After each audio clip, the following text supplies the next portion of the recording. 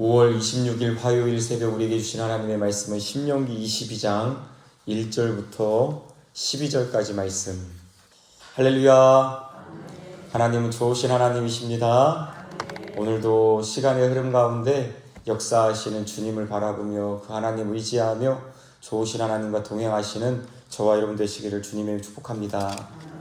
오늘 본문 말씀을 보면 이스라엘 백성이 가나안 땅에 들어간 이후에 어떻게 살아야 하는지, 여러분, 가나안 땅에 들어갔다라고 하는 것은 하나님의 백성이다라는 것이죠. 가나안 땅은 원래 가나안의 칠족속, 원래 그 주인이 있는 땅입니다. 그런데 그곳에 하나님께서 만드신, 하나님께서 세우신 그런 규칙과 법칙이 있지 않습니까? 그것은 여러분 한번 생각해 보십시오. 하나님은 교회에만 계신 분이실까요? 아니죠. 온 세상 만물 가운데 함께 계시는 분이시죠. 하나님은 그렇다면 믿는 사람들에게만 원래 말씀하시는 분이실까요? 아니죠. 하나님의 말씀은 모든 사람들이 다 듣고 또한 그 말씀대로 행해야 되는데, 가나안에 있는 일곱 족속은 하나님의 말씀대로 순종하지 아니하였고, 그들이 하나님의 말씀을 알든 모르든 그것을 떠나서 각 사람에게 주신 양심이라는 것도 있고요. 하나님께서는 여러 가지, 로마서 말씀에 보면 자연 만물을 통해서도 하나님을 계시하셨고, 특별한 계시로 우리는 하나님의 말씀을 가지고 있지만 하나님의 말씀을 알 수 있는 여러 가지 통로를 하나님은 다 허락해 주셨다라는 것이죠.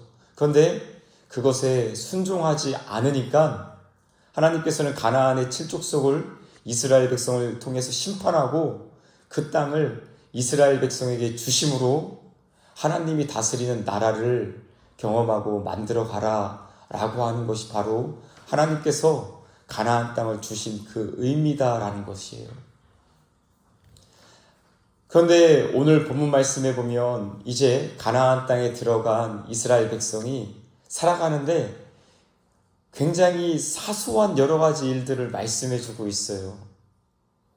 우리가 어떤 부분을 보면 제사법, 굉장히 하나님 앞에 제사하고 예배드리는 하나님과의 관계 속에서 이렇게 말씀하시는 것도 있잖아요. 그런데 오늘 본문 말씀은 하나님의 백성으로 살아갈 때에 하나님과의 관계라기보다는 내 옆에 있는 이웃들과의 관계, 사람들과의 관계를 보여주고 있다는 것이죠. 우리가 하나님 사랑하는 것으로 끝나면 안 됩니다. 하나님의 백성으로 살아갈 때에는 하나님 사랑하는 것뿐만이 아니라 옆에 있는 이웃 사랑, 마치 주님 앞에 나와서 한 서기관이 묻잖아요. 주님, 가장 큰 계명이 무엇입니까? 내 마음과 내 뜻과 힘을 다하여서 주 너의 하나님을 사랑하라. 이것이 첫 번째 계명이요. 또 두 번째는 이와 같으니 너 자신과 같이 내 이웃도 사랑해라 라고 가르쳐주고 있습니다. 오늘 본문 말씀을 보면 마치 내 이웃을 내 자신과 같이 사랑하라 하신 그 예수님의 말씀이 기억나지 않습니까? 1절부터 4절까지 말씀해 보면 여러분 한번 눈으로 한번 쭉 읽어보십시오. 반복되는 단어가 있는데 무엇입니까? 여러 번 반복이 됩니다. 똑같은 말이 반복되고 있어요. 내 형제라는 말이에요. 형제. 그렇죠? 형제. 우리 옆에 있는 이웃을, 옆에 있는 성도를 형제로 생각할 때와 에휴, 저 사람은 저 사람이고 나는 나지, 각자라고 생각할 때 마음이 어떻습니까? 형제라고 생각하면 누가 무거운 짐을 들고 가면 여러분 그 짐 들고 가는 거 못 본 채 할 수 있을까요? 가서 내가 좀, 나도 힘 없지만 도와드려야지. 자매라고 생각하면, 이웃이라고 생각하면 여러분 못 본 채 할 수 있을까요? 하나님께서는 가나안 땅에 들어간 이후에 이렇게 말씀하세요. 1절 말씀 제가 읽어드릴게요.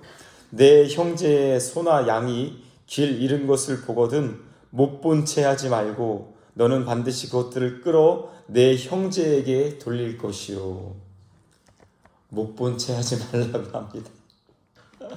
본 겁니까? 못 본 겁니까? 봤습니다. 근데 못 본 채 하는 거예요. 선한 사마리아인의 비유에 보면 제사장과 레위인이 봤습니까? 못 봤습니까? 봤습니다. 그런데 못 본 채 한 거예요. 왜요? 나랑 관련 없는 사람이다 라고 생각하니까요. 근데 하나님께서는 못 본 채 하지 말라고. 하나님은 우리가 봤는지 못 봤는지 아세요? 모르세요? 아세요. 그럼 말씀이 되게 재밌지 않습니까? 너희들 못 본 척 하지 말아라. 다 봤잖아. 라고 말씀하시는 것이죠. 거룩이 무엇일까요? 거룩은 하나님과의 관계에서만 나타나는 것이 아니라 내 옆에 있는 이웃, 형제, 자매, 함께 살아가는 사람들과의 관계에서도 나타난다는 것이죠. 오늘 하루 이 말씀 기억하시고 혹시라도 여러분 못 본 채 할까 하는 마음이 이렇게 올라올 때 아이고 하나님 제가 못 본 채 하지 않겠습니다. 돕기 원합니다. 섬기기 원합니다. 나 자신과 같이 사랑하기 원합니다. 라는 마음으로 주님 앞에서 거룩한 삶을 살아가시는 저와 여러분 되시기를 주님으로 축복합니다. 또한 여러분 6절 말씀 같이 한번 읽어볼까요? 6절 7절 함께 읽겠습니다. 시작. 길을 가다가 나무에나 땅에 있는 새의 보금자리에 새 새끼나 알이 있고 어미 새가 그의 새끼나 알을 품은 것을 보거든 그 어미 새와 새끼를 아울러 취하지 말고 어미는 반드시 놓아줄 것이요 새끼는 취하여도 되나니 그리하면 내가 복을 누리고 장수하리라. 아멘. 이거 새 잡는 거, 알 먹는 거 그거 얘기하는 게 아니죠. 하나님께서 창세기 말씀에 보면은 땅을 정복하고 다스리라 라고 말씀하셨습니다.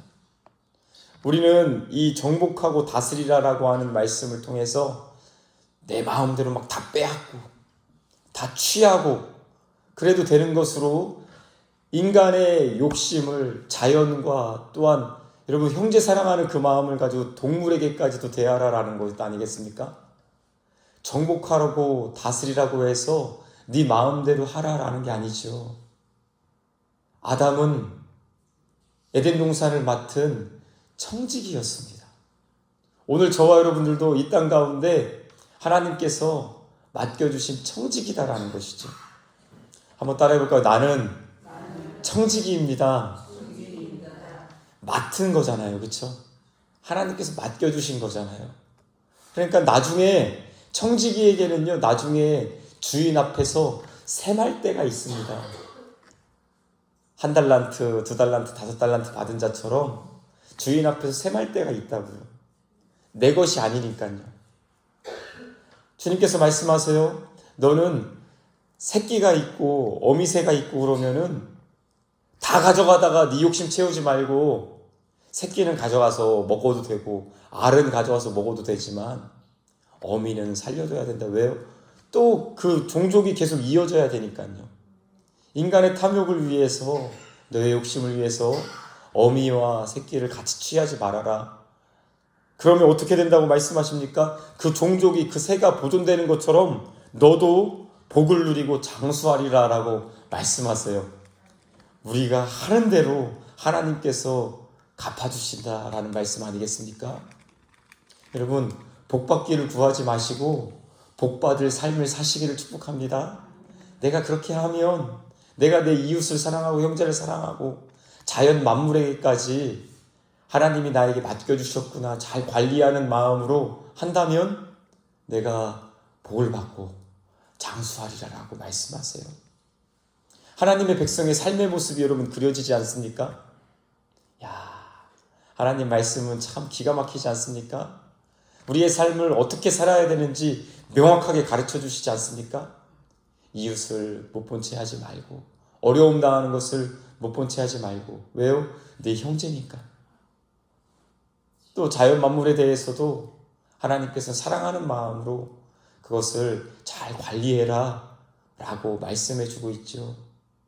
내 것은 아니지만 하나님께서 사용하라고 주신 은혜가 있다라는 것입니다.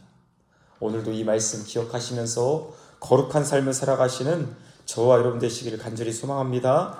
8절 말씀 제가 읽어드릴게요. 내가 새 집을 지을 때에 지붕에 난간을 만들어 사람이 떨어지지 않게 하라. 그 피가 내 집에 돌아갈까 하노라.